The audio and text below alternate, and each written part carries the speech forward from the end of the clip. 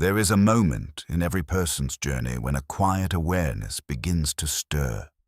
It doesn't arrive with a crisis. There is no thunderclap of revelation. But gently, something shifts. You begin to see patterns you once ignored. You notice the subtle whispers that talk you out of your own dreams. You notice the way you procrastinate when you get close to success. You begin to sense the difference between self-protection and self-sabotage. And as your vision clears, another realization begins to dawn. There is an unseen part of you that you have never truly met.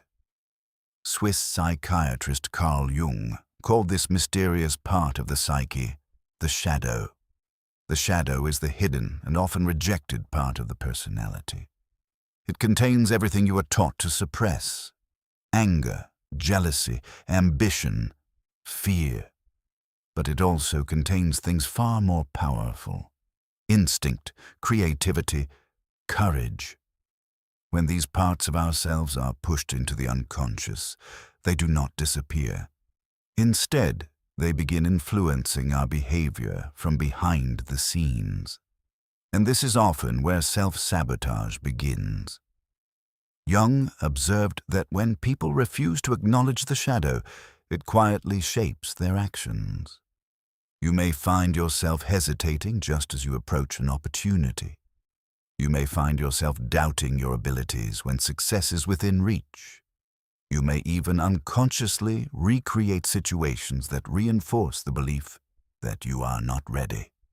The shadow is not trying to destroy you. It is simply the part of you that has been denied a voice. When ignored long enough, it expresses itself through patterns.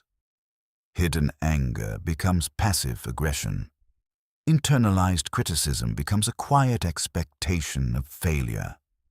Fear of change convinces you that safety lies in staying small.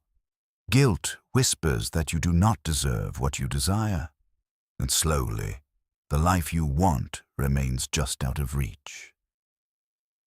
But something remarkable happens when awareness begins to grow.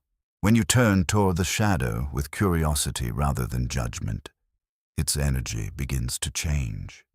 The parts of you that once worked against you begin working for you. Repressed anger becomes healthy assertiveness.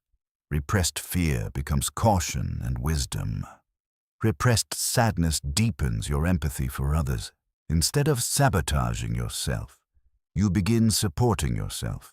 Jung believed that the privilege of a lifetime is becoming who you truly are. He called this process individuation. Individuation is the journey of integrating the conscious mind with the unconscious parts of the psyche. It is the process of meeting the shadow and transforming it into strength. This path is rarely crowded, because it requires stepping away from the expectations and noise of the outside world. It requires space. Space to listen to your own thoughts. Space to observe your reactions without judgment. Space to understand the parts of yourself that were once hidden. As this awareness deepens, something powerful begins to develop. Discernment. Discernment is quiet. It does not demand attention, but it changes everything. You begin sensing the difference between sincerity and manipulation, between people who respect your presence and people who seek to control it, between environments that nourish your growth and those that quietly drain your energy. And once discernment awakens, it becomes difficult to return to unconscious living.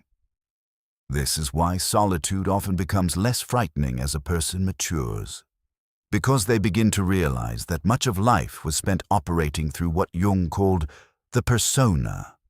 The persona is the social mask we wear to gain approval and acceptance.